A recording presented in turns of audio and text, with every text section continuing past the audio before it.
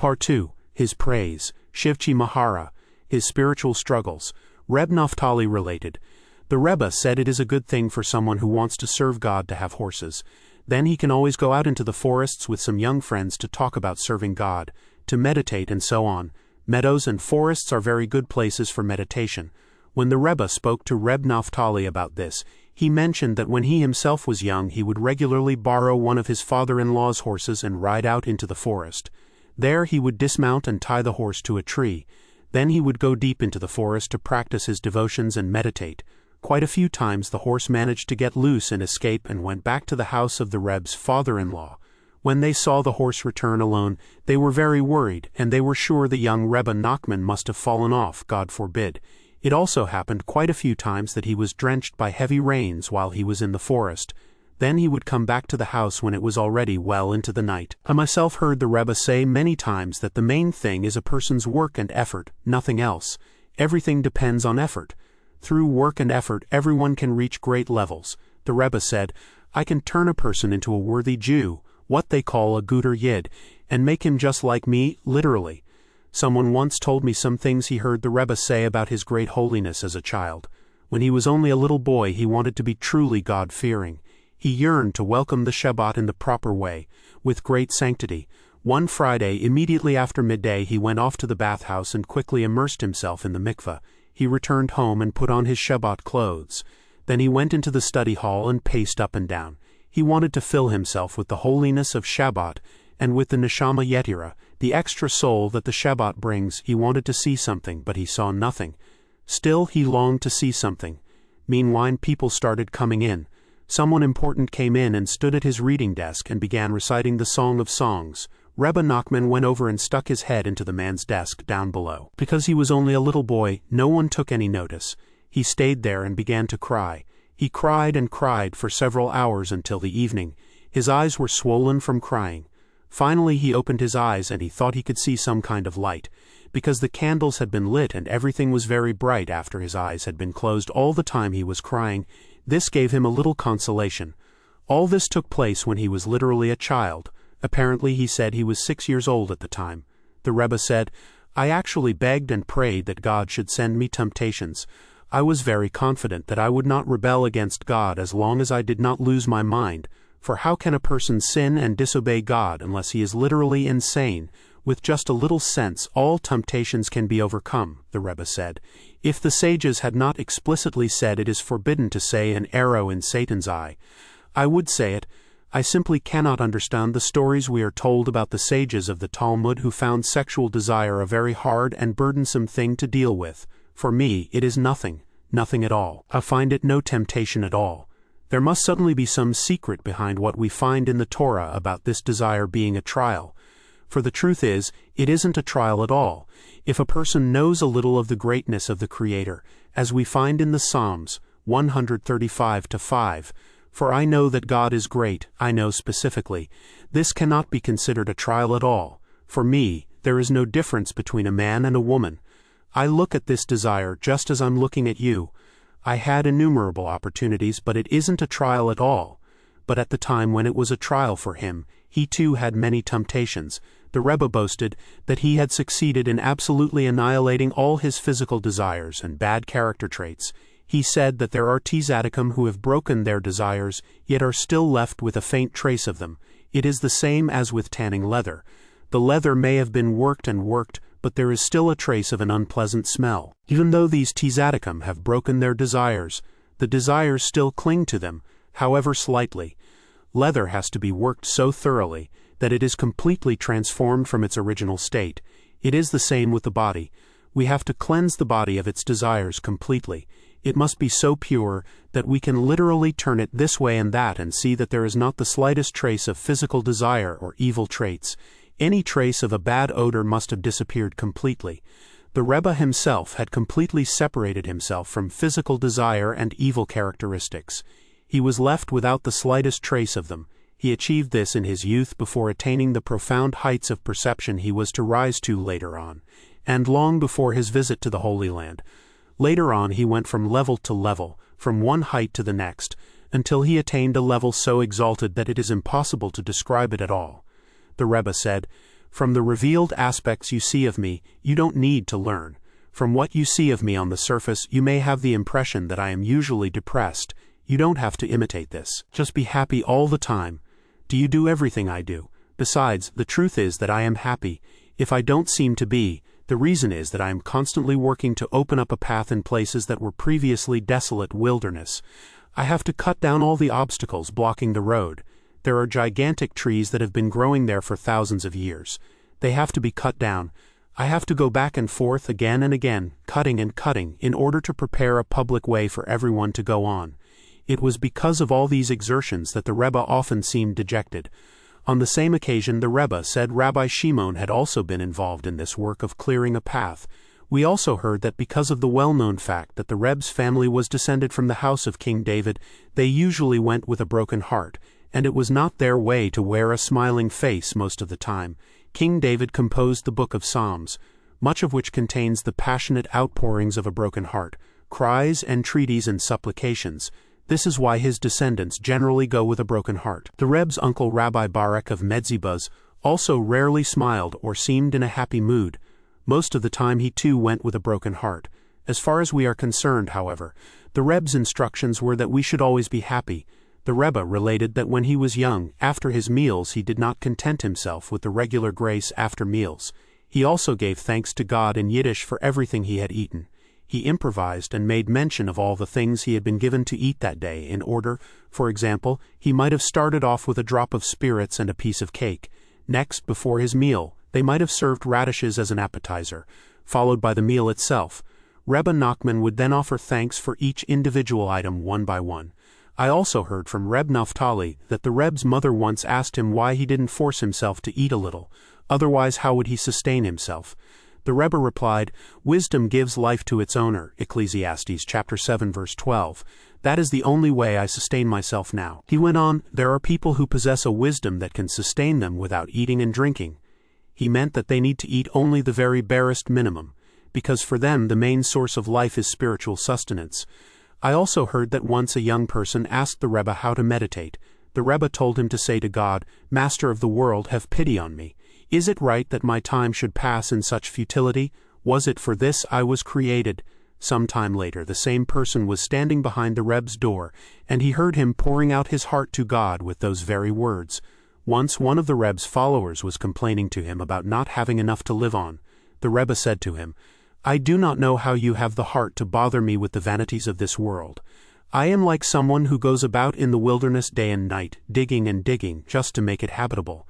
Each one of you has a heart like a desolate wilderness bereft of inhabitants, and with no place for the Shehinah, the divine presence. All the time I dig and dig, trying to change you and make a place in your hearts for the Shehinah to dwell. Do you know how much toil and effort are needed to take oak wood and make it into beautiful objects suitable for human use? You have to saw it, chisel it, plane it, and dress it. This is exactly the kind of hard work I have to do in order to achieve anything at all with any one of you. And you come and bother me with this kind of nonsense." On Shabbat night the intensity of the Rebbe's devotions was indescribable. His holiness and the expression of awe on his face simply cannot be imagined. I have heard that this was especially so in his youth. One Shabbat night he had washed his hands and made the blessing over bread. All the other people sitting at his table also made the blessing over the bread, and ate their portion. Immediately after the Rebbe had eaten his piece of bread, his thoughts ascended to exalted heights, and he bound himself to God with sublime awe. He sat in silence with his eyes wide open, wrapped in his thoughts. The Rebbe remained like this for the whole night. No one dared put any food on the table, they were so afraid of disturbing him. Eventually the day began to dawn and the sun rose. They said the grace after meals, and left the table. On another occasion the Rebbe's brother Reb Yeshiel came to spend Shabbat with him. He saw the way the Rebbe conducted himself on the night of Shabbat, and was favorably impressed. However, at the morning meal, the people at the table spoke to the Rebbe about a number of worldly matters unconnected with Torah. This displeased Reb Yeshiel. At the conclusion of Shabbat he went to the Rebbe's room and raised the matter with him. The Rebbe said to him, "Do you remember all the things they spoke about at the morning meal?" Reb Yeshiel did not remember everything. The Rebbe said, "I remember everything." He went and locked the door of the room, and started going through all the topics one by one, explaining a little of their deeper connotations. He spoke to his brother all through the night and into the morning hours. The windows were shuttered, so that only when he looked at the clock did he see that it was already time to recite the morning Shema, and he ended the conversation. Reb Yeshiel went from him weeping. He was so deeply moved and inspired that he went for several days without being able to eat or sleep. He just sat weeping and weeping with longing and inspiration. So moved was he by the Reb's words. From that time on he bound himself to the Rebbe with the utmost intensity. His attainments. I was told that the Rebbe once said, "When do I have my meditation? When everyone is standing around me, and I am sitting there in the middle. That is when I seclude myself with God. I know how to cry out in a still, small voice, and my voice is heard from one end of the world to the other." I myself once heard the Rebbe say something to the same effect, that he had a still, small voice, and he could stand in a great throng of people and still cry out in this still, small voice from one end of the world to the other, and none of the people round about would hear anything at all. The Rebbe said something similar with regard to dancing. He said that when he was sitting with other people, he could dance the most wonderful dance. I once heard him say that he could be sitting among other people, and I am like someone who is surrounded by all the people in the world, and he dances and dances. As the Rebbe was saying this, a number of musicians passed by with their instruments on their way to a wedding.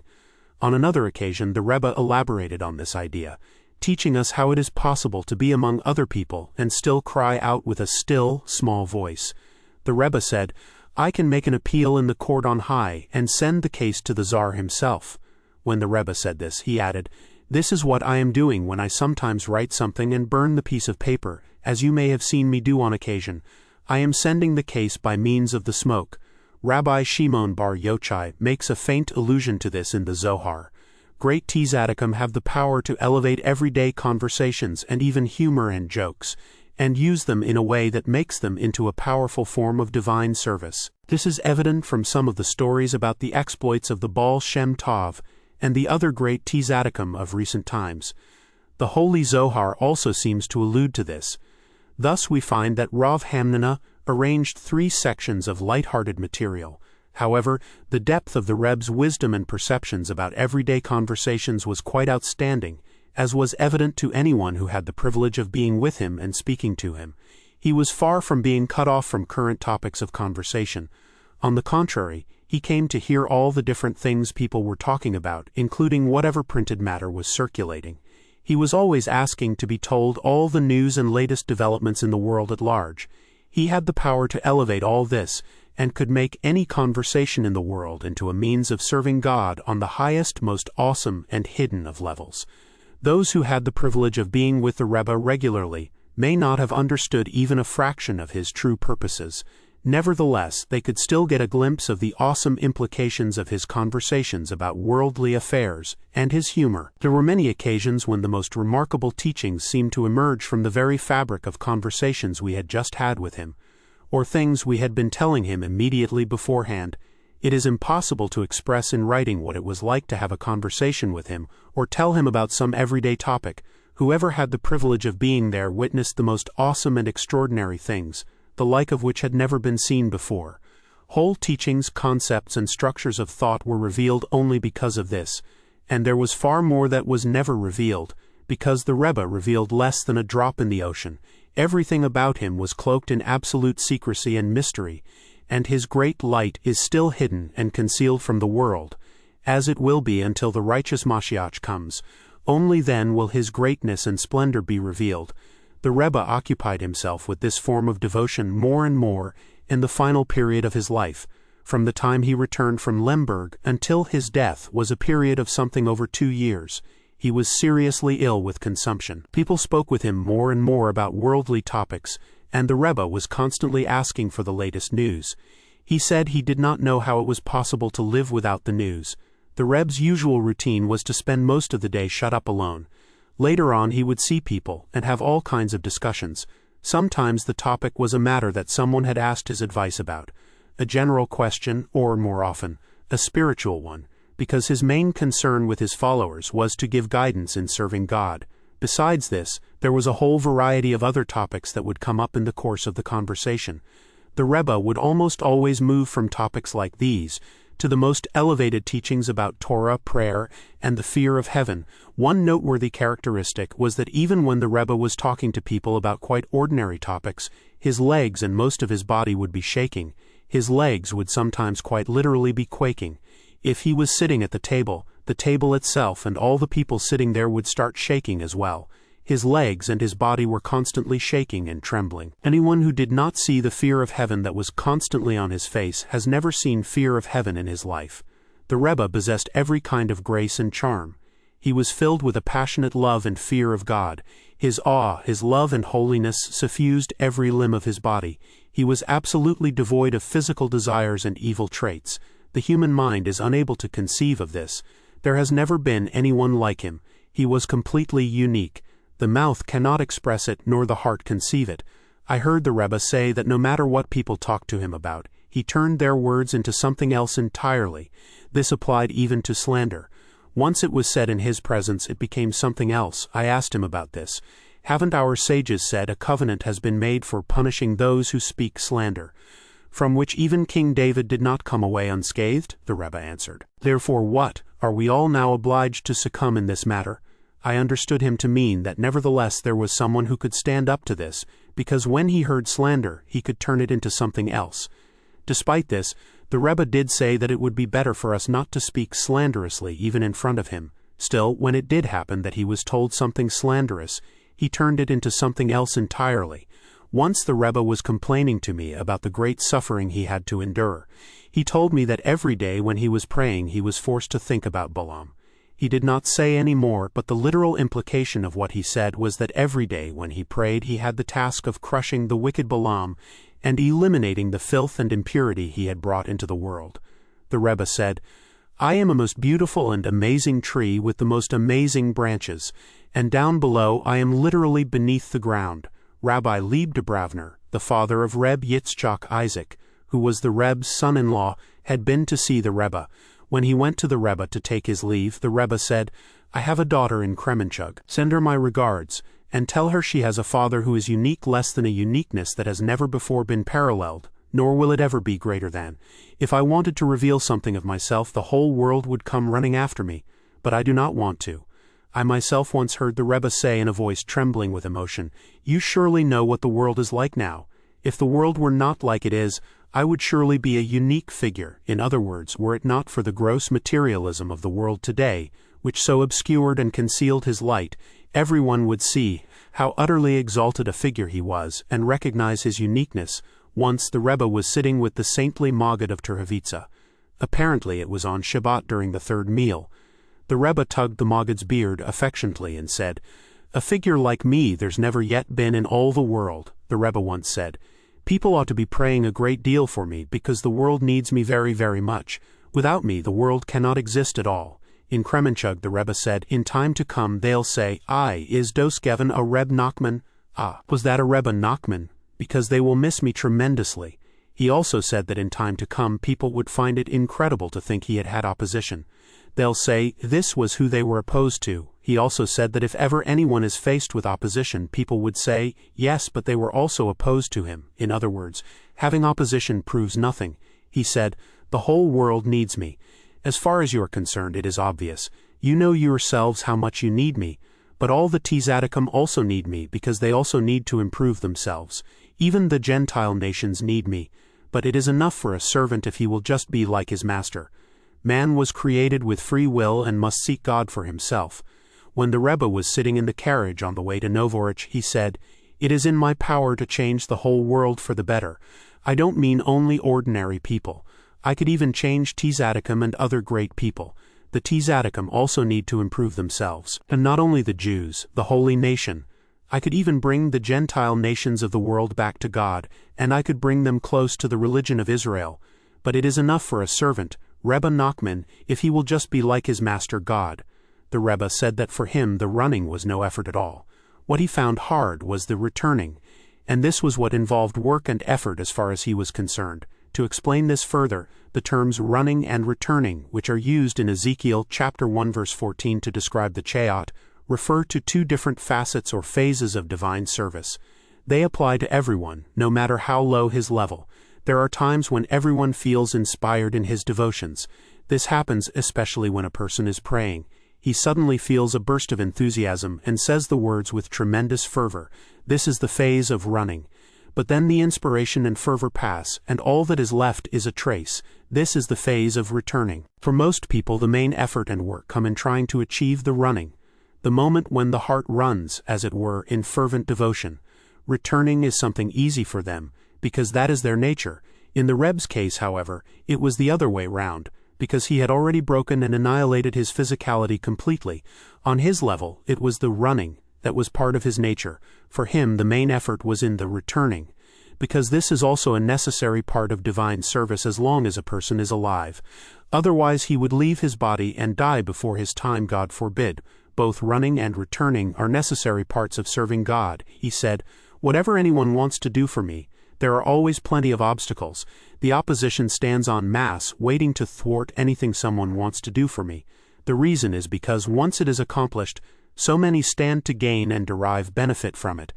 They all stand there waiting for it to be finished. Now God made this corresponding to that. This teaches that the forces of evil are the mirror of the forces of holiness, and thus they also stand in wait. This applies even to minor matters. Regardless of how insignificant something may be, it only has to be for me, and there will be many obstacles. Less than I heard that he once said, "I will learn Torah together with the 7 shepherds." Rabbi Nachman indicated a number of times that he was the aspect of Mashiach, but the generation was not worthy of the redemption greater than, he said. The time will come when people will say to each other in wonder, "So you knew Rabbi Nachman, you were in his house, you knew one of his followers," and so on and so on. The mere fact of having known me will be amazing to people.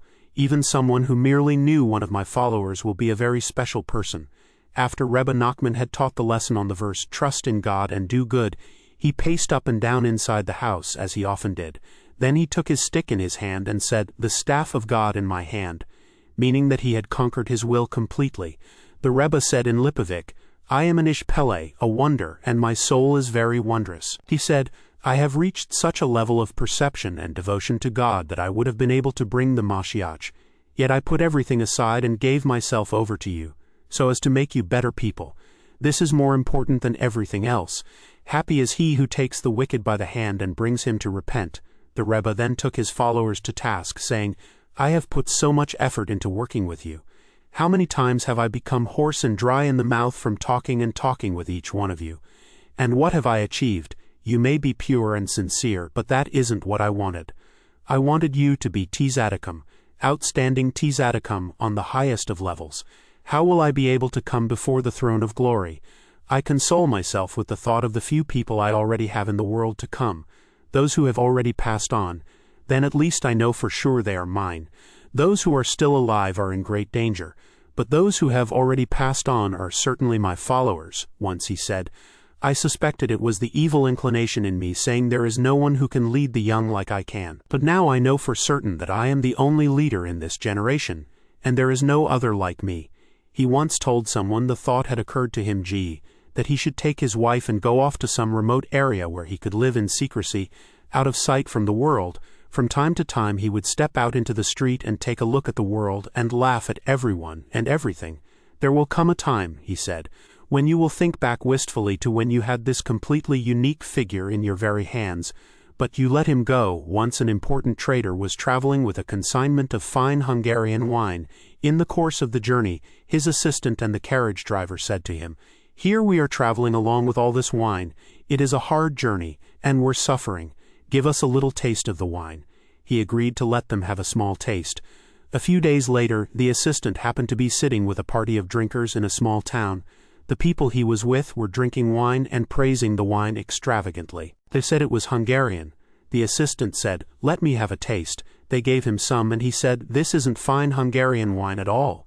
They were highly offended and told him to get out.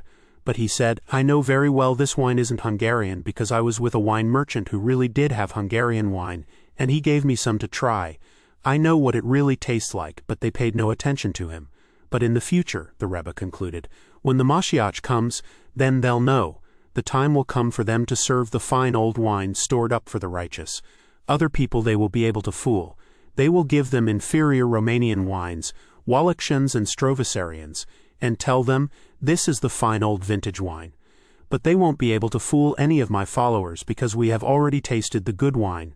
On the night before the circumcision of his son Shlomo Ephraim, the Rebbe sat with us for a long time and spoke at length about his own greatness and the heights he had achieved. He said one of the reasons it is so hard to convey any understanding of his greatness, or even to speak about it, is because other figures have also made extravagant claims about themselves.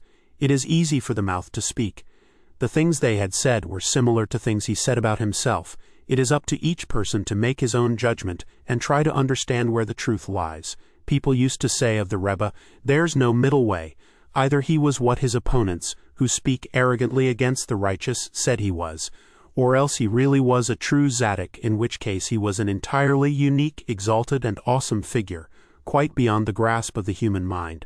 Many times the Rebbe himself repeated the popular catchphrase, there's no middle way, thereby indicating that it was in fact the truth. There was no middle way, and when confronted with a choice one had simply to choose the truth. For the truth is one. Given that there is no middle way, it is possible to understand something of the Rebbe's greatness from the very intensity of the opposition he had. By simply turning what people said about him on its head, it is possible to form some conception of his greatness. The Rebbe's first Rosh Hashanah in Breslov was in 5563, 1802.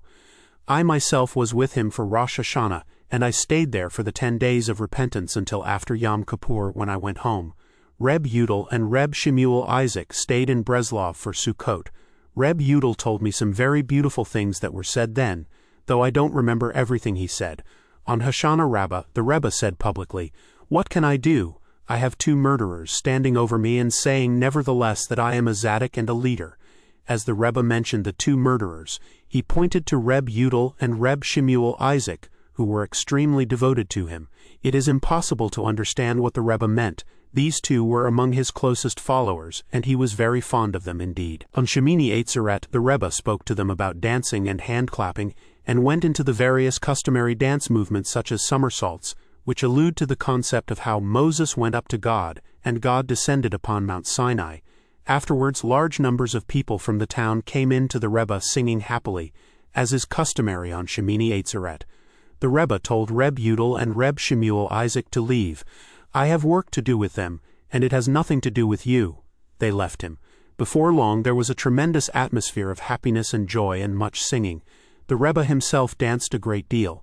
He started some time before nightfall, and did not stop until several hours into the night of Simchat Torah, less than dancing for a long time with each of his betrothed daughters, Sarah and Miriam greater than.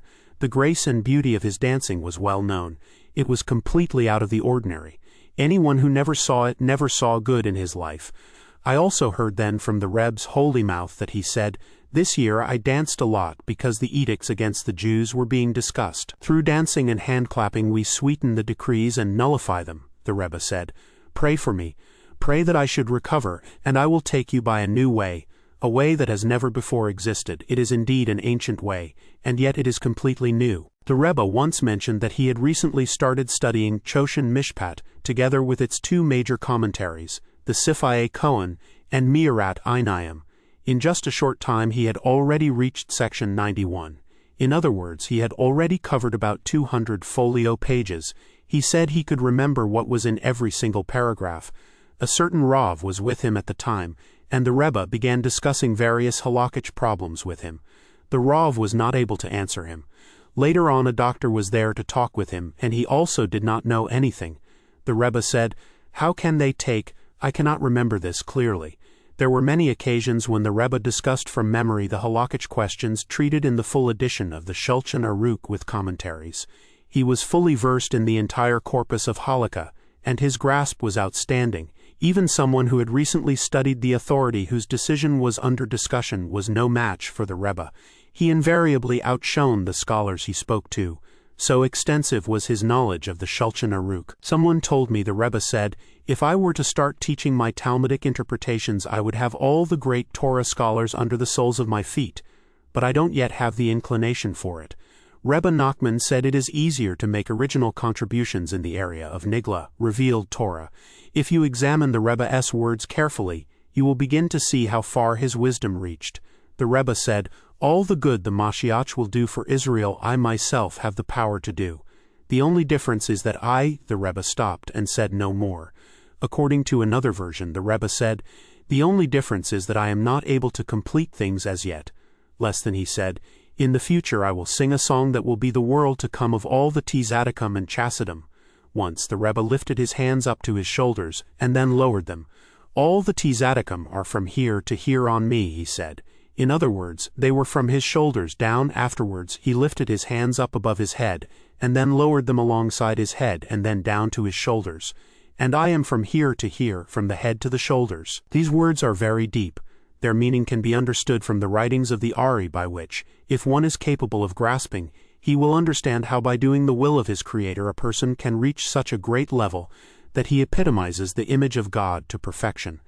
Someone told me the Rebbe had said he had apprehended the Yechida on the ultimate level. Now, the Nefesh of Neshama is higher than the Yechida of Ruach, etc. This will help explain what the Rebbe meant when he said he had apprehended the Yechida on the ultimate level. Accordingly, the Rebbe said, "I do know a little, and I am standing on a very high level. But even so, I still want more, because who knows, perhaps there is more." Less than once I heard the Rebbe say, "I pride myself somewhat in this, that were I to begin revealing my great wisdom, all those listening would be stupefied by what they've heard. This is precisely why I cannot allow myself to speak, because were I to just begin, rather, I restrain myself and let someone else speak. And even though he doesn't know what he is talking about, I am able to extract great wisdom from his words. And so I remain silent." Greater than, he said, "I could receive endless sums of money, and it would still make absolutely no difference to me. Usually when someone gets money, and especially when it's a lot of money, his face changes and he becomes a different person. But in my case, even if I receive an enormous sum all at once, I don't change in any way whatsoever." Someone told me the Rebbe once said that his way of receiving money was one of God's own innovations. God himself has certain new innovations. One of them was the Rebbe's way of receiving money, 4 Elul 5569, Breslov. The Rebbe said, "I am more humble than all the known tzaddikim. Each one has his own task, and as for me, I am the humble one because as far as I am concerned, they are of no importance whatsoever." Humility means that one does not consider himself to be anything at all. In his own eyes he is nothing. Since they are of no importance at all as far as I am concerned, I am therefore the humble one. What does this mean? Out of all the known tzaddikim, I am the humble one in the sense that this one does one thing, another something else. But as for me, I do not hold by them at all. Thus, when you take us all together, as a collectivity as it were, I am the one with the quality of humility. The only question is, who do I hold to be more nothing, myself or them? And it would appear that the Rebbe held himself to be more nothing. Similarly, as regards Moses, for me the verse that describes him as being very humble, more so than any other man on the face of the earth, is problematic. How can it be right to describe Moses in this way? They were all his pupils. How could he be humble before them? The only way to explain the verse is along similar lines to what I said before. He was more humble than all men, in the sense that he possessed the quality of humility of all men. He possessed the humility of all mankind.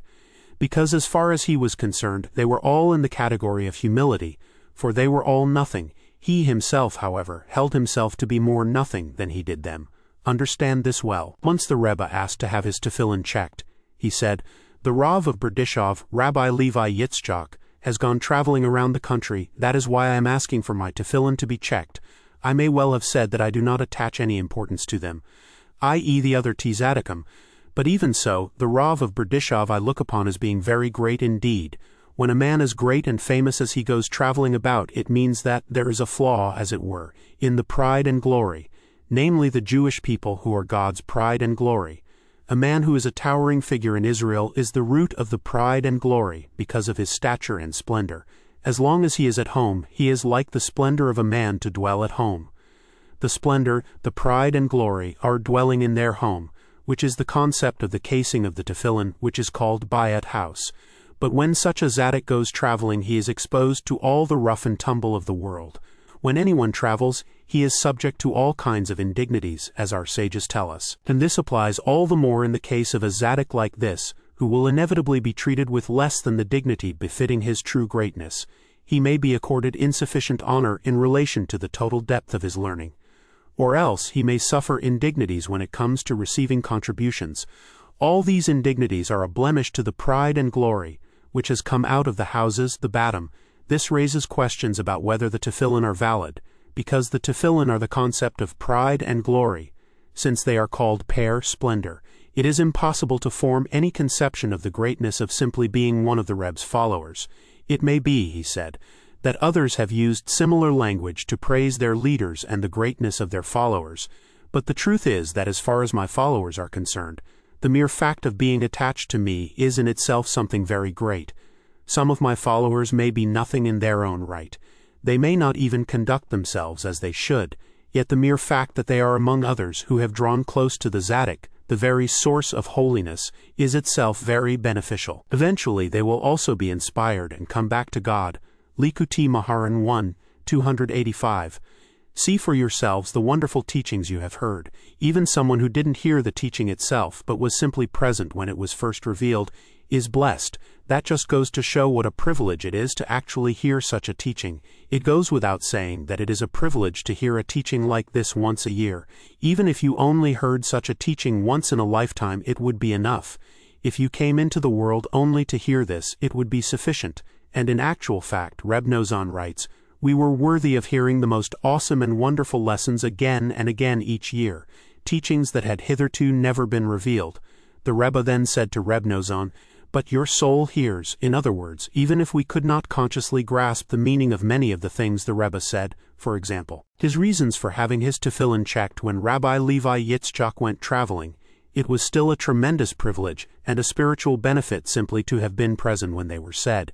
It does not matter how lowly a person may be, even the merest cry he emits in his efforts to draw a little closer to God, even a cry interrupted in the middle, is never in vain. Thus the Zohar I-69b comments on the verse in Psalms 89-10, "You still the proud swelling of the sea," that when a person tries to pull himself up to a new level, even if he never succeeds, the mere fact that he toils and struggles to reach a particular level of holiness is in itself a form of praise of God and is very precious to him. The Rebbe said of himself, I am the elder of the elders. You will understand something of what he meant if you take a careful look at the awesome tale of the 7 beggars. In the story of the blind beggar, the great eagle tells him that he is very old, and yet he is a suckling babe, and he has not begun to live at all. Nevertheless, he is old compared to all the elders mentioned in the story. From the other incidents in the story, you will also be able to gain a little more understanding of the Rebbe's greatness. Through hints will the wise understand. The Rebbe boasted that he never began to do anything in this world without first knowing its underlying mystical significance. This even applied to smoking a pipe. The Rebbe did not start with this until he knew its mystical meaning. This applied to his other practices. He never started doing anything until he understood its hidden meaning. Regarding smoking, the Rebbe himself understood its mystical meaning, but he told us many times that we should keep away from it ourselves. Once he spoke at length on the subject of tobacco smoking, and said it was a very foolish habit that in no way aided bodily cleanliness as people claimed. As regards the use of snuff, it was even worse. The Rebbe said, as to what will become of me, I have no idea, but this much I have achieved with the Almighty. The righteous Mashiach will be one of the fruit of my loins. The Rebbe said this publicly, and he was very insistent that we should give all due honor and respect to his children, because they were very precious trees that would give forth rare and goodly fruits. He also said that he had taken his offspring from the world of Atzilut, emanation, the highest world. Less than one said to the Rebbe, perhaps this is the meaning of the J saying, the son of David will come only when no one is J paying attention. In other words, no one will think that this is him. But in truth he has already come. And here he is, he agreed with me, and said that this was the meaning of their king shall come from themselves. Then the Rebbe grew excited and exclaimed, it was in fact Rabbi Nachman who said this in Tractate Sanhedrin 98b, if he, Mashiach, comes from those presently living, then I am he. As it is written, their king shall come from themselves, speedily in our days, amen. Also in public, the Rebbe said, people assume that when the Mashiach comes there will be no death. This is not so. Even the Mashiach himself will also die. I heard from someone else that the Rebbe said he was aware of troubles that were going to befall the Jewish people, God forbid, before all the other Tzaddikim. This was because he knew of the decree and the trouble when it was still in the root. Only afterwards would the matter come to the knowledge of the other Tzaddikim. The reason for this, said the Rebbe, is that I know my true lowliness. and because of this I know the true greatness and holiness of the Jewish people, and how precious and exalted they are in God's eyes. They were drawn and taken from a most awesome and exalted place. This is why I know everything before the other Tzaddikim. In the merit of the Rebbe, may God take pity upon us, and annul all the harsh decrees and turn everything into good. We have mentioned elsewhere that the Rebbe strongly disagreed with the leaders who did not wish to take the rumors of impending decrees against the Jews seriously. People said that God would never do such a thing, but the Rebbe said they were sadly mistaken. Had there not already been many troubles and decrees against the Jews in previous eras, may God protect us from them in future. The Rebbe himself was very worried about these decrees. He spoke about them a great deal, and threw himself wholeheartedly into trying to sweeten and annul them. He wanted every Jew, and especially the leaders, to pray to God profusely about these decrees, as our forefathers always did, and as Mordecai did when Haman rose up against the Jewish people. In each generation it is our duty to cry out to God against all the decrees that are threatened. God, in His goodness, will hear our cries and nullify the decrees and turn them to good. The Rebbe said that one of the things he had achieved with God was that whenever people came to him asking that he pray on behalf of a woman in labor who was having difficulty giving birth, her difficulties would last only until the moment they came to him. As soon as they came to him, she would give birth at once. Someone told me that the Rebbe said, Rabbi Shimon bar Yochai was a unique figure, as everyone knows. From the time of Rabbi Shimon until the time of the Ari, of blessed memory, the world was quiet. In other words, in the intervening period there were no new revelations comparable to those of Rabbi Shimon. Only the Ari revealed entirely new and original teachings. Until his time there was no one who could reveal such teachings. From the time of the Ari until the time of the Baal Shem Tov, the world was again quiet, and no new teachings were revealed until the Baal Shem Tov came along. He was also a totally unique figure, and revealed completely new teachings. From the time of the Baal Shem Tov until the present, the world has again been quiet. There have been no new revelations on a similar level, and the world has been sustained only through the revelations of the Baal Shem Tov. Then I myself came along, and now I am beginning to reveal awesome and exalted teachings that are entirely new and original. Sunday, 25th Nisan 5570, 1810. The Rebbe had been talking to me about the teachings of the Baal Shem Tov, and how original they were. The whole story of the Baal Shem Tov was entirely without parallel.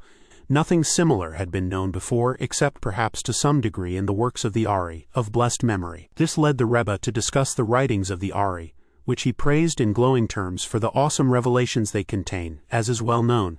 The Rebbe had been studying the Likutei Torah of the Ari, which contains remarkable teachings. He gave as an example the Ari's comment on the verse in Genesis chapter 22 verse 23, Shamona Ella, these 8 did Milcah bear, where he discusses 8 times these and so on. The Rebbe went on to say, what no one ever notices is that all their revelations concern only Asia Minor.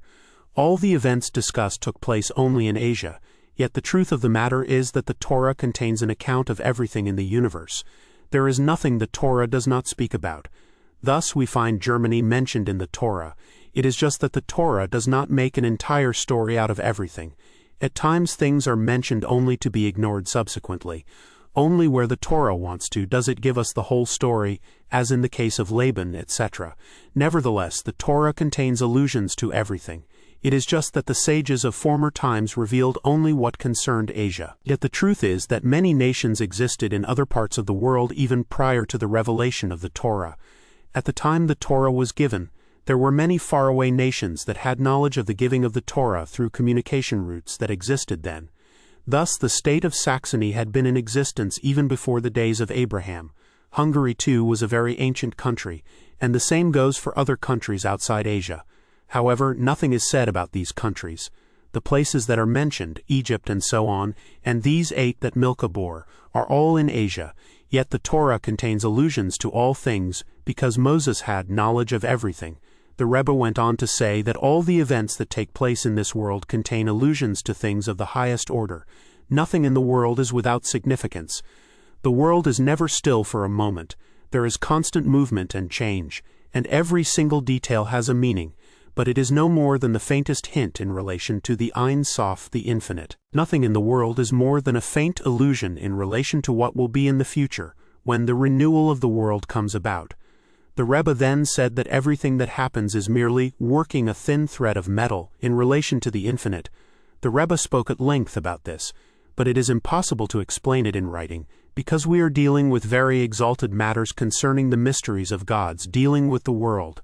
Those who heard these things from the Rebbe directly could perhaps have a glimpse of an understanding of the import of his words, even if they could not really grasp them fully.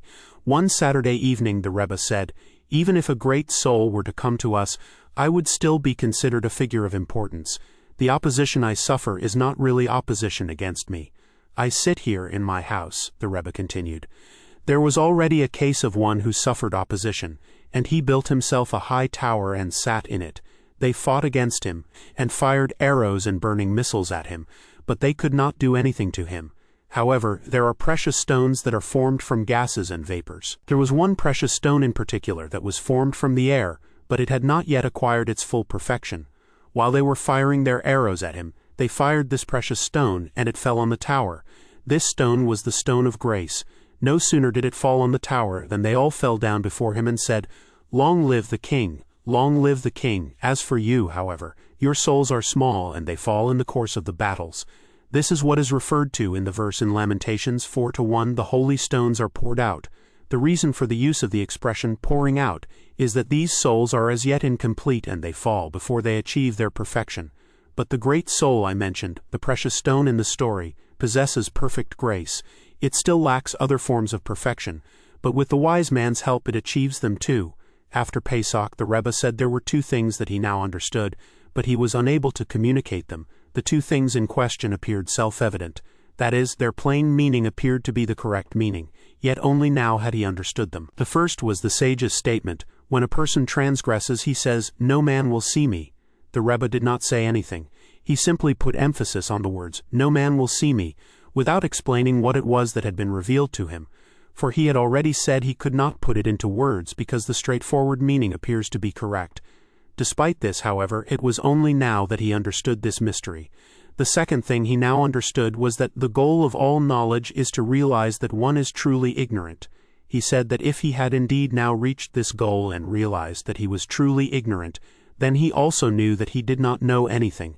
The proof was that on previous occasions he had also believed he had reached this goal, yet he could now see how far he had been from it then, and he spoke of himself contemptuously, because he now held his previous realization to have been mere folly, for today he really did know that he was truly ignorant. The Rebbe said that this second realization was also impossible for him to put into words or explain, because the plain meaning appeared self-evident, and yet it was only now that he knew the meaning.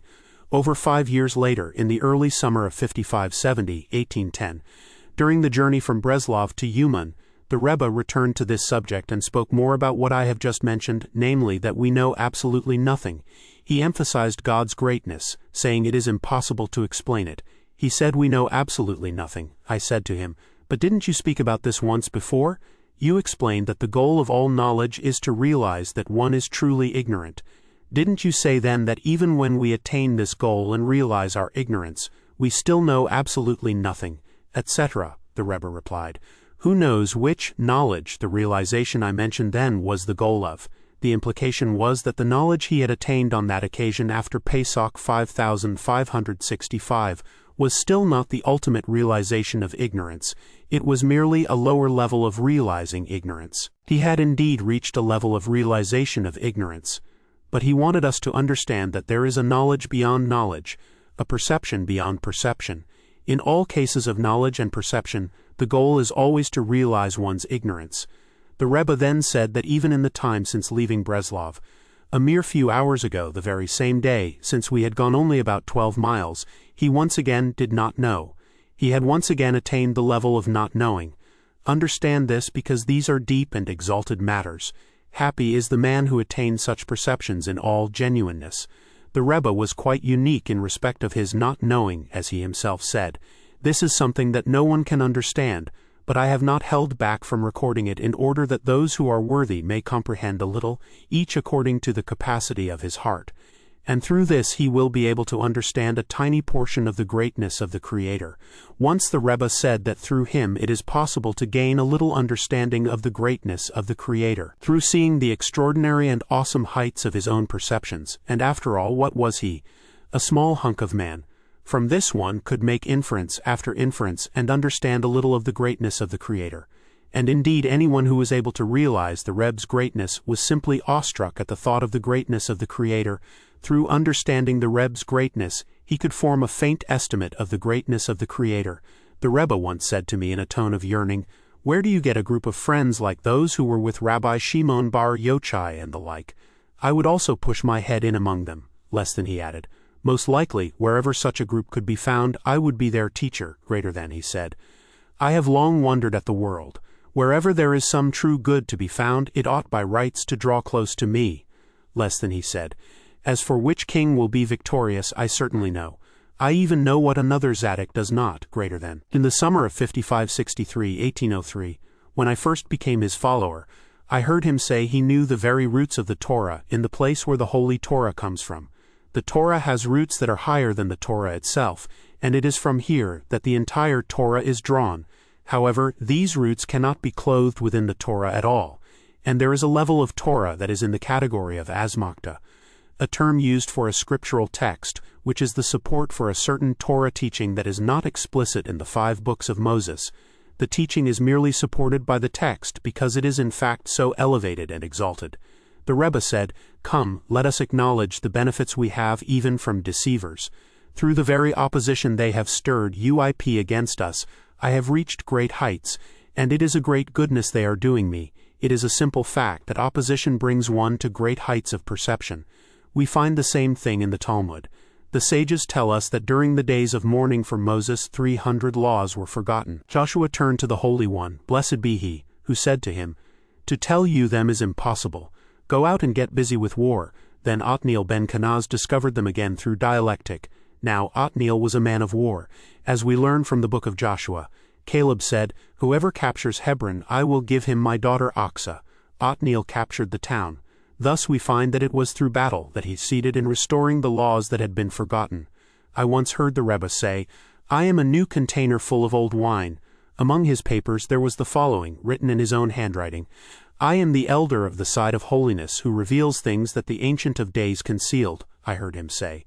I can now say, all the sages of Israel are to me as the skin of a garlic, except that in my case there is no apart from, and a mere half-statement I don't want to make.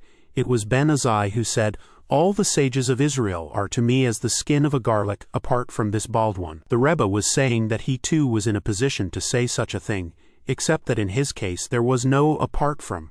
There was no other sage who could begin to compare with him. Understand this. It would appear from what he said that something more was involved for him in this regard, but he could not make the statement completely, and he therefore did not wish to make it at all.